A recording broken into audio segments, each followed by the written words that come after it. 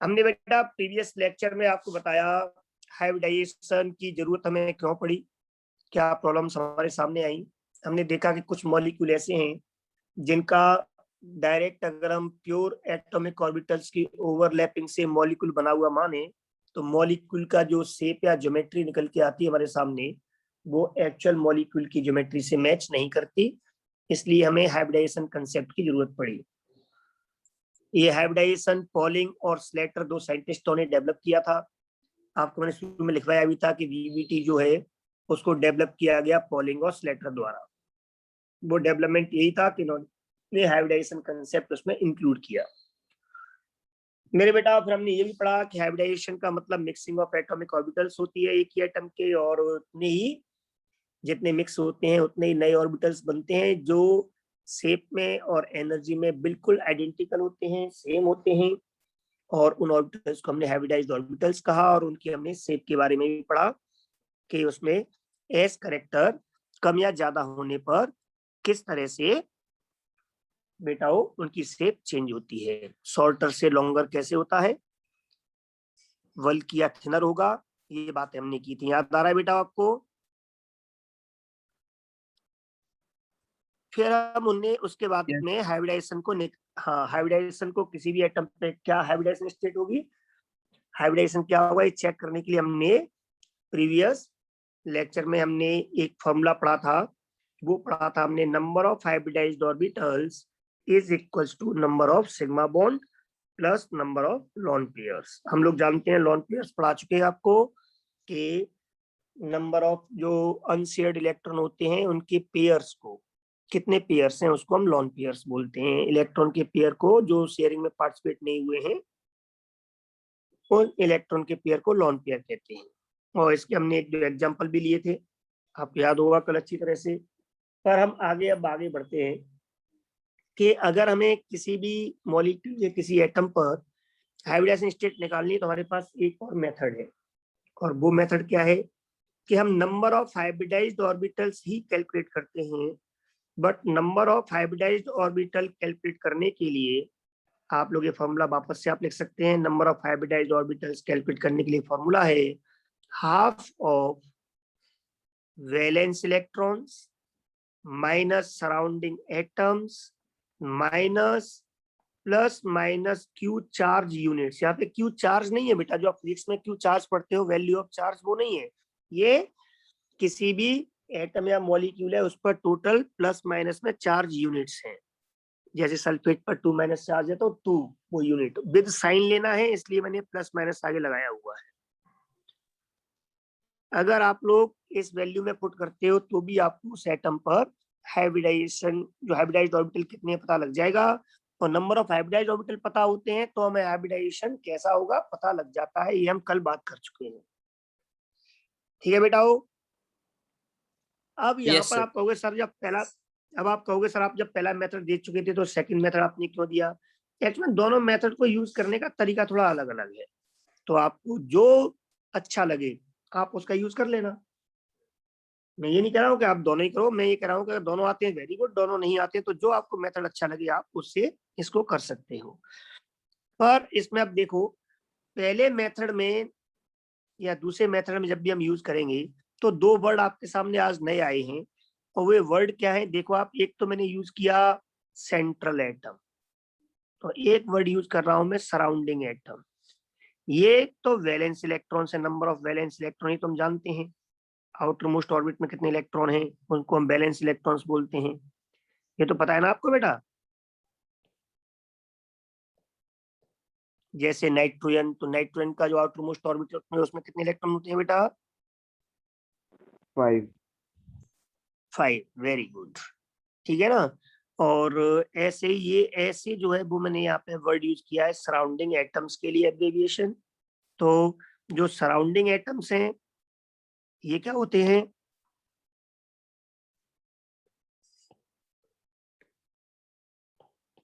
ये हमें यहाँ पे पढ़ना है।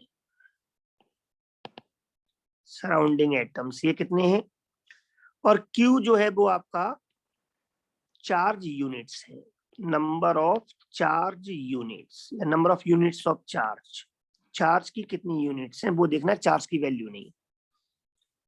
तो अब आप यहाँ पर देखें कि ये दोनों टर्म्स का मतलब क्या है, वो समझना बहुत जरूरी है। और वो है बेटा, आप इसको बहुत सिंपल वे में समझ सकते हो। सेंट्रल एटम Ca, मैं सेंट्रल एटम के लिए वर्ड Ca यूज करूंगा, Ca central atom. Central atom का मतलब होता है atom which is directly bonded with 2 और मोर एटम्स। जो डायरेक्टली 2 या 2 से ज्यादा एटम से जुड़ा हुआ होता है उसको हम बोल देते हैं सेंट्रल एटम, यहाँ लेंगे। और सराउंडिंग एटम का मतलब ये है कि जो सेंट्रल एटम से जुड़ा हुआ है, जिस सेंट्रल एटम की हम स्टडी कर रहे हैं उससे जुड़े हुए सारे एटम्स को डायरेक्ट जो जुड़े हैं उनको बोल देते हैं सराउंडिंग एटम, जो उसके सराउंडिंग में जो उससे जुड़े हुए हैं। तो आप इसको सिंपल वे में याद रख सकते हो, which is bonded with central atom. जो सेंट्रल एटम से एटम जुड़े हुए हैं उन सबको हम सराउंडिंग एटम्स बोल देते हैं। तो ये एक सिंपल वे हो गया इनको समझने का। क्लियर हो गया बेटा? यस। Very good. अब इसमें जो पहला मेथड था वो काफी अच्छा मेथड है, काफी सिंपल मेथड है, बट उसमें एक दो एजम्पशंस हमें लेके चलने होते हैं। और वो क्या है वो आपको हम बता दें। दूसरे मेथड में हमें कुछ भी नहीं मानना होता, पहले मेथड में हमें कुछ चीजें माननी होती हैं। और वो क्या है, वो ये है कि दूसरे मेथड से जब भी हम किसी चार्ज का निकालेंगे, कोई चार्ज मॉलिक्यूल इस पे चार्ज है, अगर उसके किसी एटम पर हम हाइब्रिडाइज्ड स्टेट निकालेंगे तो हमें चार्ज कंसीडर करना पड़ता है सेंट्रल एटम पर। इस पहली मेथड का ही प्रॉब्लम है, होता नहीं है, हो या नहीं हो हमें उस पर कंसीडर करना होता है। तो यहाँ पर ये ध्यान रखना है, इस पहले मेथड का जो प्रॉब्लम है वो ये है कि अगर चार्ज है तो चार्ज इज कंसीडर्ड, ये कंसीडर किया जाता है, माना जाता है एट सेंट्रल एटम।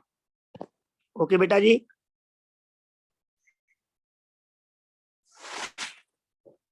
अब मैं दोनों तरीके से हाइब्रिडाइज्ड स्टेट निकालूंगा, कुछ एग्जांपल ले रहा हूँ मॉलिक्यूल्स के, और उन स्टेट्स के अकॉर्डिंग आप चेक करोगे कि हाइब्रिडाइजेशन स्टेट क्या होगी। लेकिन ये हाइब्रिडाइजेशन स्टेट सेंट्रल एटम पे चेक आप करो तो उससे पहले ये तो चेक कर लो कि उस पर हाइब्रिडाइजेशन होगी भी या नहीं होगी। ऐसा ना हो कि आप हाइब्रिडाइजेशन स्टेट के फॉर्मूले लगा लो, हाइब्रिडाइजेशन स्टेट चेक करो और बाद में मालूम चले कि इसमें तो हाइब्रिडाइजेशन है ही नहीं, इसमें तो हाइब्रिडाइजेशन होता ही नहीं है। क्योंकि हमने जब स्टार्ट किया था हाइब्रिडाइजेशन कंसेप्ट को तो आपको बताया था मैंने कि कुछ मॉलिक्यूल्स ऐसे हैं जिनकी शेप ज्योमेट्री जो है वो ओवरलैपिंग से जो आ रही थी, प्योर एटॉमिक ऑर्बिटल की ओवरलैपिंग से आ रही थी, वो एक्चुअल से मैच नहीं कर रही थी। मतलब बाकी मॉलिक्यूल्स की मैच कर रही थी, कुछ की नहीं कर रही थी। तो हमने नया कंसेप्ट हाइब्रिडाइजेशन दिया। इसका मतलब हाइब्रिडाइजेशन हर मॉलिक्यूल के एटम में नहीं होता। ओके बेटा?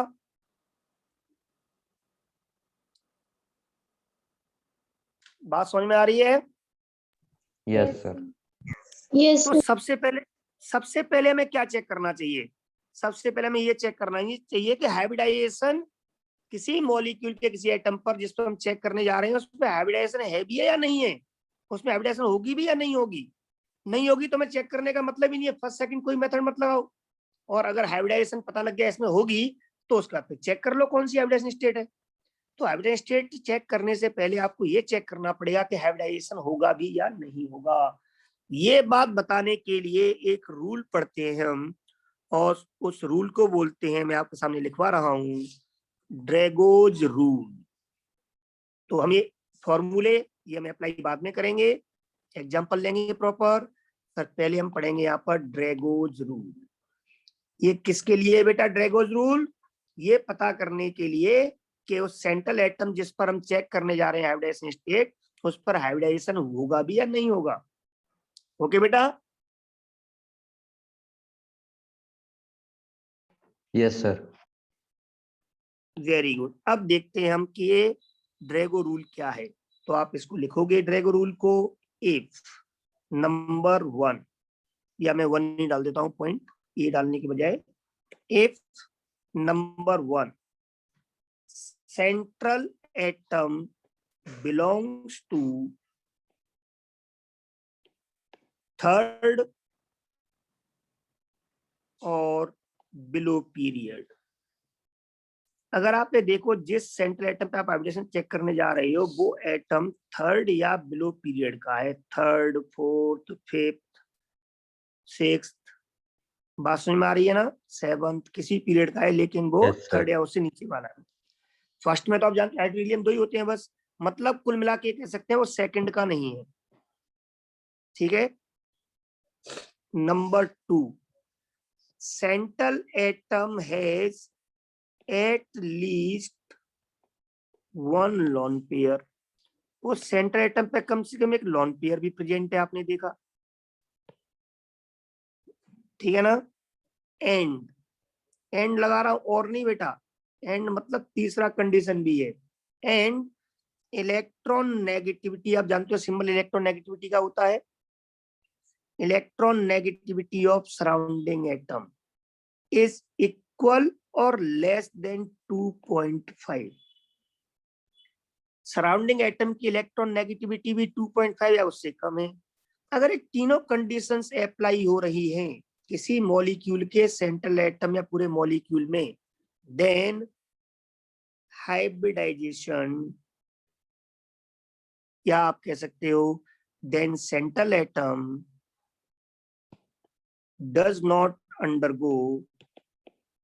doesn't undergo hybridization. तो सेंट्रल एटम में हाइब्रिडाइजेशन ही नहीं होता है। This law is called Drago's rule. बात समझ में आ गई बेटा? Yes, sir. Yes, चलो sir. अब जैसे आपको मैं एग्जांपल देते हैं, चलो आप और समझ जाओगे बेटर। मैंने एग्जांपल दिया, आपसे पूछा कि फॉस्फोरस पर pH3 में इस फॉस्फोरस पर हाइब्रिडाइजेशन स्टेट क्या होगी। आपसे मैंने क्वेश्चन पूछ लिया, पर आपने चेक किया कि फॉस्फोरस जो है सेंट्रल एटम, जो 3 एटम हाइड्रोजन से जुड़ा हुआ है, 3 से जुड़ा हुआ है, मतलब क्या हो गया ये central atom. Central atom means जो 2 या 2 से ज्यादा जुड़ा हुआ है उस सराउंडिंग में। Is that clear? Yes, sir. तो आपने देखा कि फॉस्फोरस जो है वो थर्ड पीरियड में आता है, इसलिए पहले सबसे पहले आपको पीरियोडिक टेबल पढ़ाते हैं, क्लासिफिकेशन पढ़ाते हैं, आपको अच्छे से याद होना चाहिए कौन सा एलिमेंट कहाँ है। तो ये कहाँ पे आ रहा है बेटा? थर्ड पीरियड में आ रहा है। आपको ये भी पता है कि फॉस्फोरस के आउटर मोस्ट में बेटा कितने होते हैं इलेक्ट्रॉन? 5। अब 5 में से 3 तो हाइड्रोजन से बॉन्ड बना लेंगे, क्योंकि एक हाइड्रोजन से एक ही बॉन्ड बनता है शेयरिंग में। हाइड्रोजन की वैलेंसी 1 होती है, ऑक्सीजन की 2 होती है, हेलोजन की 1 होती है। आपको पता होना चाहिए, नॉर्मल बातें हैं ये, पीरियोडिक क्लासिफिकेशन या उससे पहले 9-10 तक हम पढ़ चुके होते हैं। तो 5 इलेक्ट्रॉन में से फॉस्फोरस पर 2 इलेक्ट्रॉन, दैट इज एक पेयर इलेक्ट्रॉन का बच गया है, मतलब यहाँ पे लोन पेयर भी है। तो पहली कंडीशन भी फुलफिल हो रही है कि थर्ड पीरियड का है, सेकंड भी फुलफिल हो रही है कि उस पर लोन पेयर है कम से कम एक, ज्यादा भले ही पर कम से कम एक तो होना चाहिए, वो भी है फॉस्फोरस पर सेंट्रल एटम पर। और तीसरी बात देखो तो सराउंडिंग एटम जो है वो है हाइड्रोजन। सराउंडिंग एटम किसे बोलते हैं? जो सेंट्रल से जुड़ा हुआ है, तो वो हाइड्रोजन है। तो सराउंडिंग एटम की इलेक्ट्रॉन नेगेटिविटी हाइड्रोजन की जो होती है वो आपको मैंने लिखवाई हुई है 2.01। याद आ रहा है बेटा? Yes, sir. मतलब ये 2.5 जो हमारी स्टैंडर्ड वैल्यू है उससे कम है, तो हमारा थर्ड लॉ भी अप्लाई हो रहा है। इसका मतलब ये हुआ कि pH3 मॉलिक्यूल पर ड्रैगो रूल अप्लाई हो रहा है। मतलब क्या है? pH3 फॉलोज या ऑलवेज ड्रैगोज रूल। ये ड्रैगो रूल फॉलो कर रहा है, इसमें तीनों बातें हैं। कर रहा है ना बेटा? Yes, sir. Yes, sir. और ड्रैगो रूल फॉलो कर रहा है, दैट इज, इसका मतलब ये हुआ कि फॉस्फोरस जो है उस पर हाइब्रिडाइजेशन नहीं होगा। नहीं होगा। फॉस्फोरस, वेरी गुड, उसमें हाइब्रिडाइजेशन नहीं होगा। No hybridised orbitals, phosphorus doesn't have hybridised orbitals. इस पर हाइब्रिडाइज्ड ऑर्बिटल्स नहीं है, मतलब इस मॉलिक्यूल के बनने में प्योर एटॉमिक ऑर्बिटल जो इसके अंदर हैं, जैसे कार्बन के हमने एज्यूम किए थे, यहाँ पर एज्यूम नहीं करना पड़ेगा, रियल में वही प्योर एटॉमिक ऑर्बिटल्स ही बॉन्ड बनाएंगे। ठीक है बेटा, that is pure atomic orbitals of phosphorus undergo in hybridisation, sorry in overlapping, overlapping मतलब बॉन्ड फॉर्मेशन। ओके बेटा, Yes, sir. Yes. तो यहाँ पे हाइब्रिडाइजेशन होगा ही नहीं। तो अगर आपसे ऐसे ही किसी मॉलिक्यूल पर हाइब्रिडाइजेशन अभी अचानक से पूछ लूं मैं और आप निकालने लग जाओ, या किसी कंसेप्ट में आपसे मैं भले ही नहीं पूछूं पर किसी कंसेप्ट को आगे एक्सप्लेन करने के लिए आपको हाइब्रिडाइजेशन निकालना है, आंसर हाइब्रिडाइजेशन के अकॉर्डिंग आएगा। और आपने ऐसे मॉलिक्यूल पर हाइब्रिडाइजेशन निकाल लिया जिसमें हाइब्रिडाइजेशन था ही नहीं, तो उसके अकॉर्डिंग जो आपका आंसर बनेगा वो गलत हो जाएगा ना बेटा, बोलो। Yes, sir. तो सबसे पहले क्या चेक करना है आपको, सबसे पहले मॉलिक्यूल में ड्रैगो रूल चेक करना है कि उस मॉलिक्यूल के उस एटम पर हाइब्रिडाइजेशन होगा भी या नहीं होगा। अगर नहीं होगा तो कोई दिक्कत नहीं है, और होगा तो हम अपने फॉर्मूले मेथड है हमारे पास, फर्स्ट एंड सेकंड ये लगा करके हम निकाल लेंगे हाइब्रिडाइजेशन स्टेट। अब हम एग्जांपल्स पढ़ते हैं जिनसे हम हाइब्रिडाइजेशन स्टेट कैलकुलेट करेंगे। तो इस पार्ट को इरेज कर दूं बेटा। Yes, sir. Yes, sir. Yes, sir. चलो अब एग्जांपल लेते हैं जिसमें हम आपसे हाइब्रिडाइजेशन स्टेट पूछेंगे और एक बात लिखेंगे, उसके अकॉर्डिंग एग्जांपल देते जाएंगे। तो इरेज कर रहा हूं, इसको मैं कर दूं। Yes, sir. चलो देखो फिर आगे क्वेश्चन है आपके सामने, डिटरमाइन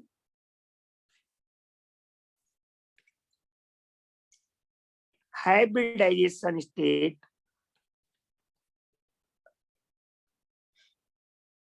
of underlined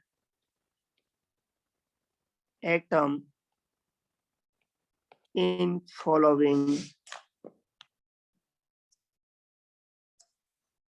मैं कुछ यहाँ पर अब एग्जांपल लिख रहा हूँ आपके सामने, और उनमें आपके आगे मैं अंडरलाइन करूंगा जिनमें आपको पता करना है हाइब्रिडाइजेशन स्टेट को। पहला एग्जांपल है CH4 जिसमें कार्बन पे पता करना है आपको। दूसरा एग्जांपल है यहाँ पर IF7 जिसमें आयोडीन का पता करना है। नंबर थर्ड एग्जांपल है आपके सामने NO2+, इसमें नाइट्रोजन पे चेक करना है। Fourth example is ammonium ion, आपने पढ़े होंगे अमोनियम क्लोराइड वगैरह, उसमें नाइट्रोजन पे पता करना है आपको। I3-, इसमें आयोडीन पर ही पता करना है। N3-, इसमें नाइट्रोजन पे पता करना है हाइब्रिडाइजेशन स्टेट। बाकी एग्जांपल्स हम बाद में लेंगे, पहले इन्हें सॉल्व करते हैं, ठीक है बेटा। क्वेश्चन समझ में आ गया आपके? Yes, sir. Very good. अब देखो इसमें हम रूल लगाते हैं, मेथड लगाते हैं, पहले वाला लगाओ चाहे आप दूसरे वाला लगाओ, टेंशन नहीं। हम यहाँ पे पहले दूसरा वाला लगा के चेक करते, पहले वाले की हम कल बात कर चुके थे। देखो अगर मैं कार्बन पे पता करना है तो पहले नंबर ऑफ हाइब्रिडाइज्ड ऑर्बिटल निकालने पड़ेंगे। मैं इसको शॉर्ट में लिखूंगा, number of hybridised orbital is equal to, मैंने क्या बताया फॉर्मूला बेटा, हाफ ऑफ वैलेंस इलेक्ट्रॉन्स। आप नोटबुक चेक करो क्या लिखवाया अभी आपको, वैलेंस इलेक्ट्रॉन्स। तो बेटा कार्बन के जिसपे हम निकालने जा रहे हैं, अंडरलाइन जो एटम है कार्बन, उसमें वैलेंस इलेक्ट्रॉन कितने होते हैं बेटा? 4. जल्दी बोलो। Very good, 4 plus number of surrounding atom. Surrounding atom कौन होते हैं? जो डायरेक्ट जुड़े हैं कार्बन से। कितने एटम जुड़े हुए हैं सराउंडिंग में? 4. 4, वेरी गुड। तो number of surrounding atom minus charge. Charge कितना है इस पूरे CH4 मॉलिक्यूल पर? 0. Very good. तो बेटा हो यहाँ पे कितना आया ये हाइब्रिडाइज्ड ऑर्बिटल? 4. Very good. आगे 4, अगर 4 आ गई हैं तो अब हमें यहाँ पर हाइब्रिडाइजेशन पता लग गया। सो hybridization state at carbon is sp3। याद आ रहा है आपको? 4 हाइब्रिडाइज्ड ऑर्बिटल Yes, है, इसका sir. मतलब इसका मतलब 4 हाइब्रिडाइज्ड ऑर्बिटल बने होंगे 4 एटॉमिक ऑर्बिटल के मिक्स होने से। और 4 एटॉमिक ऑर्बिटल कौन से मिक्स हुए होंगे? आउटर मोस्ट ऑर्बिट में एक s और 3 p मिलके 4 मिक्स हुए, तो क्या बन गया? sp3 hybridisation. Is that clear? Yes, sir. अब आप लोग मेरे साथ साथ फटाफट निकालते जाओ। बोलो आयोडीन के लिए क्या हो जाएगा hybridised orbital? Half of valence electron. बताओ। 7. अरे हेलोजेंस क्या 7 होते हैं ना, हेलोजेंस सब में, क्लोरीन ब्रोमीन आयोडीन सब जो है, फ्लोरीन सब हेलोजेंस में 7। ये पीरियोडिक टेबल याद करो, अच्छे से पढ़ो। प्लस कितने सराउंडिंग एटम है आयोडीन के चारों तरफ? 7. 7। 7 फ्लोरीन जुड़े हुए हैं, चार्ज 0 है। कितना हो गया? 7। 7 का मतलब हो गया कि यहाँ पर हाइब्रिडाइजेशन जो ऑर्बिटल है वो 7 तब आएंगे जब 7 एटॉमिक ऑर्बिटल मिक्स होंगे। और 7 मिक्स कैसे होंगे? आउटर मोस्ट में एक ही एस होता है तो एस हो जाएगा। आयोडीन पे निकालना है हमें। पी में 3 होते हैं, तीनों काम आ गए, तब भी 4 हो पाए, अभी भी 3 कम पड़ रहे हैं, तो इसके आगे जो डी है उसके 3 ले लो। डी में तो 5 होते हैं, जितनी जरूरत होगी उतनी हम इसमें यूज कर लेंगे। ओके बेटा? Yes, sir. तो कौन सा हाइब्रिडाइजेशन हुआ यहाँ पर? sp3d3। ऐसे इसको बोलते हैं, ये इसका बोलने का तरीका है। अगला एग्जांपल देखो भाई, NO2+ में बताओ। हाफ ऑफ, बोलो बेटा, नाइट्रोजन के कितने इलेक्ट्रॉन होते हैं वैलेंस में? So 3. 5। 5.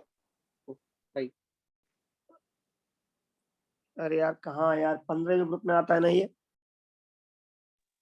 सर जो इलेक्ट्रॉन गेन करने के बाद नोबल गैस अटेन होती है वो वाले 3 बोल दिए थे।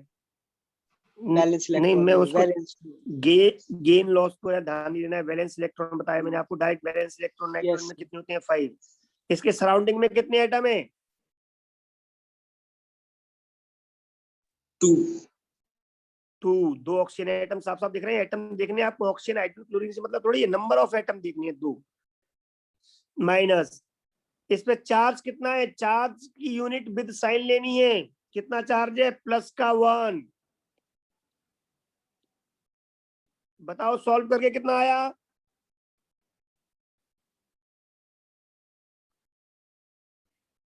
3.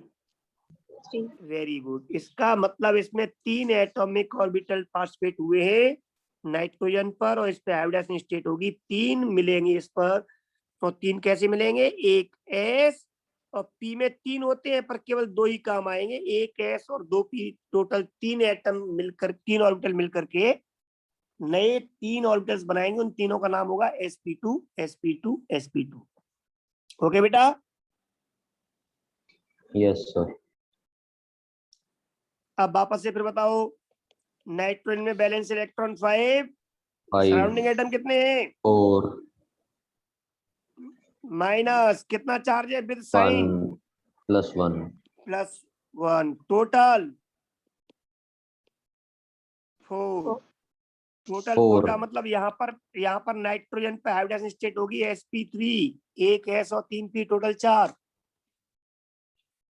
I3 माइनस में, अब I3 माइनस में आप लोगों को सर ये समझ में नहीं आ रहा, तो इसको ऐसे बना के देख लो। अरे भाई 3 आयोडीन में एक ही आयोडीन तो सेंट्रल होगा।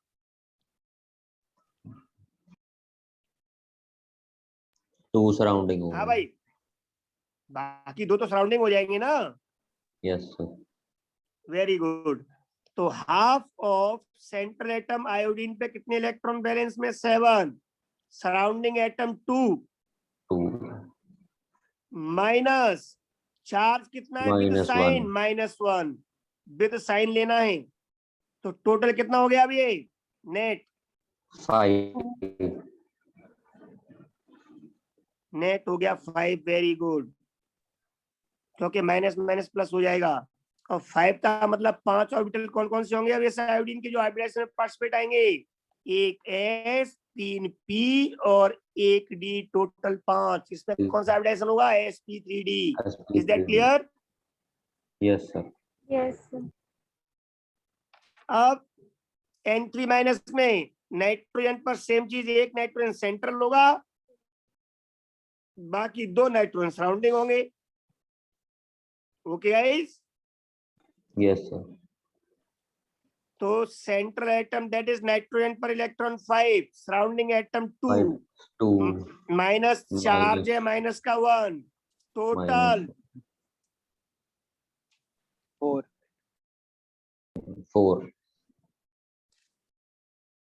टोटल कितना आएगा?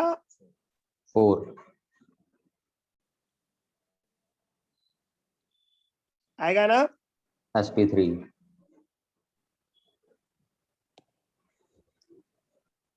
तो 4 आने से क्या आएगा फिर यहाँ पर?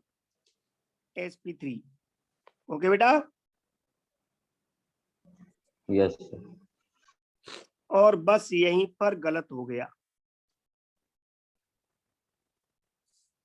गलत हो मैं गया? आपको जो बता, हाँ मैं वही बता रहा था आपको, आप समझो मेरी बात को, कि ये हमने 2 मेथड क्यों दिए, क्योंकि आपको ये दूसरा मेथड बुक्स में लिखा मिल जाएगा। और इस तरह से जो मैंने 5 एग्जाम्पल आपको दिए, 5 एग्जाम्पल आप ट्राई करोगे और वो आपको एकदम एग्जैक्ट एज इट इज मिलेगा कि वो कितने एटम्स उस पर हो गए। ठीक है ना? बट उसमें उन्होंने एक बात मेंशन नहीं की है, ठीक है ना? इसीलिए सारी प्रॉब्लम वहां पर हो गई। अब तक हमारे जो भी क्वेश्चंस बने या जो भी हमने आंसर्स किए, हमें वहां पर जो रिजल्ट मिल रहे हैं वो रिजल्ट हमें हर जगह पर सही नहीं मिलते, क्योंकि हम उस फॉर्मूले को थोड़ा सा गलत समझ जाते हैं, है ना बेटा?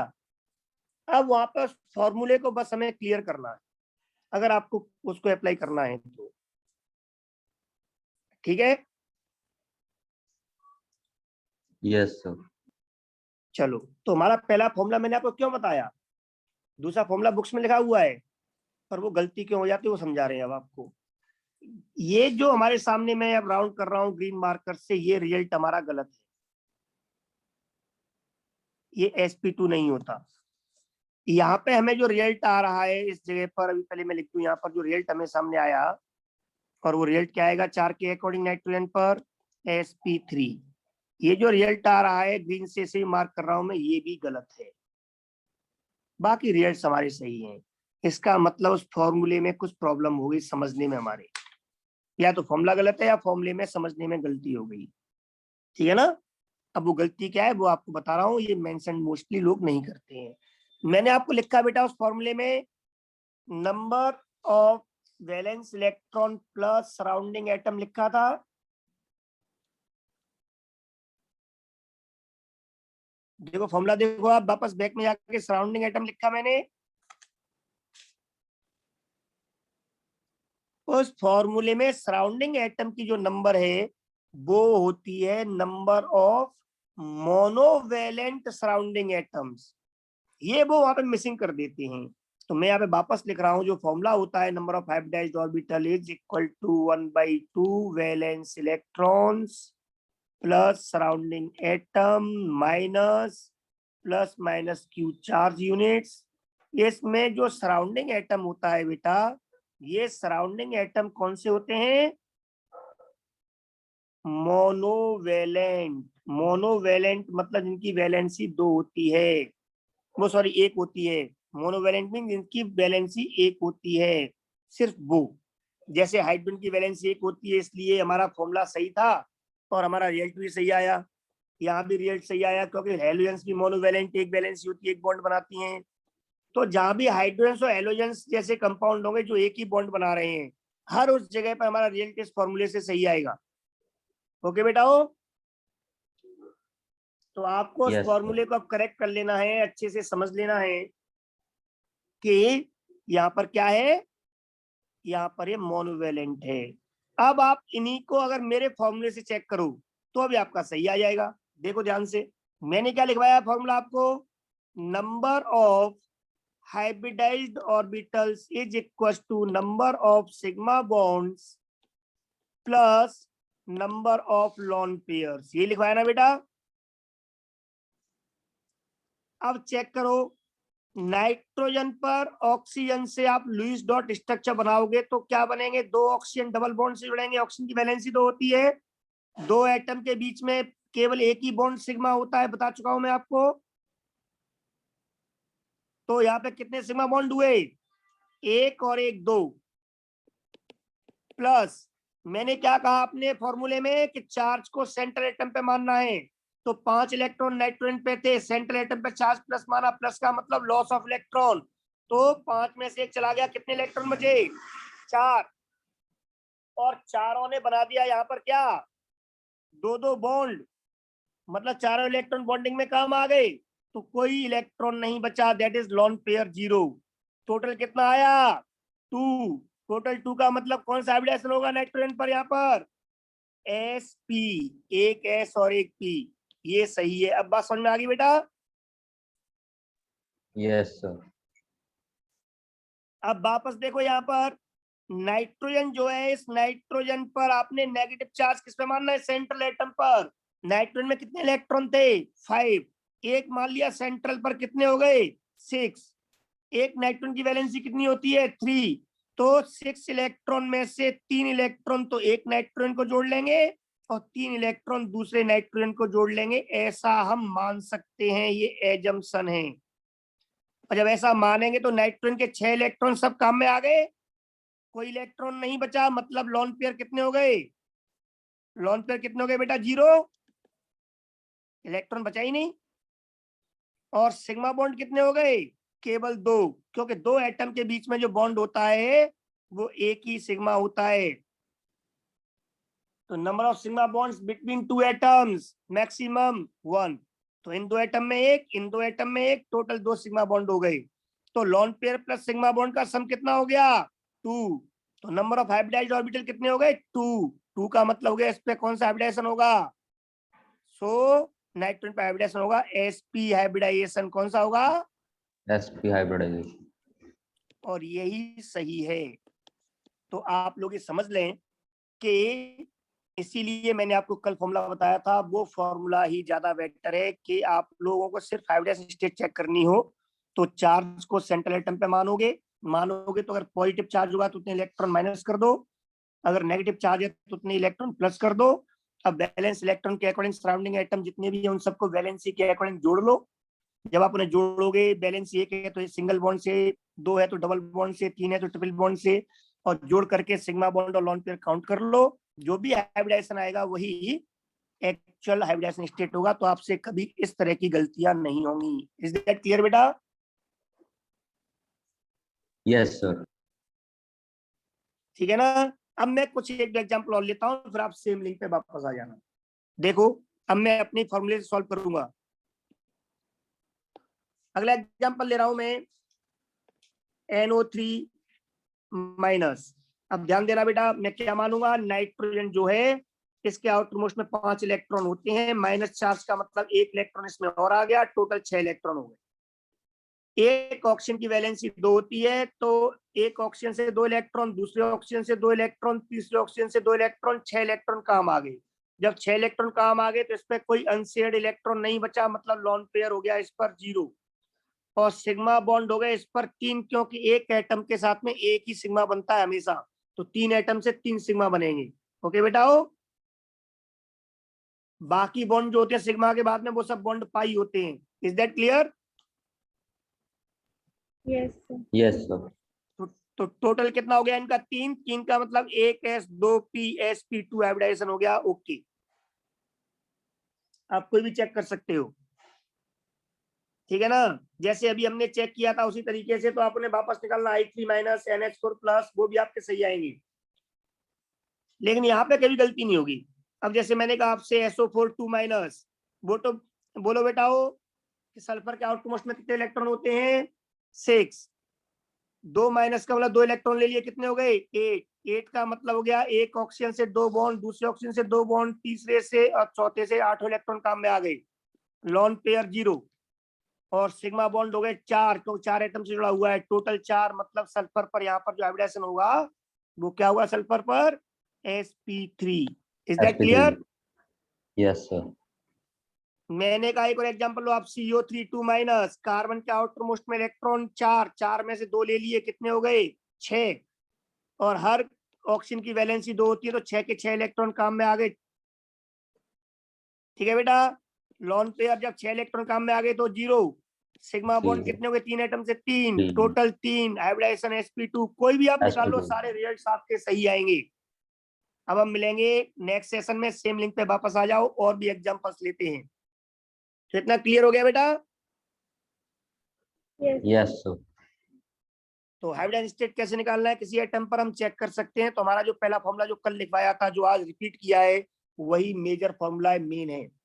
आ जाओ बेटा, वो सेम लिंक पे वापस, हम नेक्स्ट सेशन में बात करते हैं अब इसके आगे, इसको अच्छे से रिवाइज करना।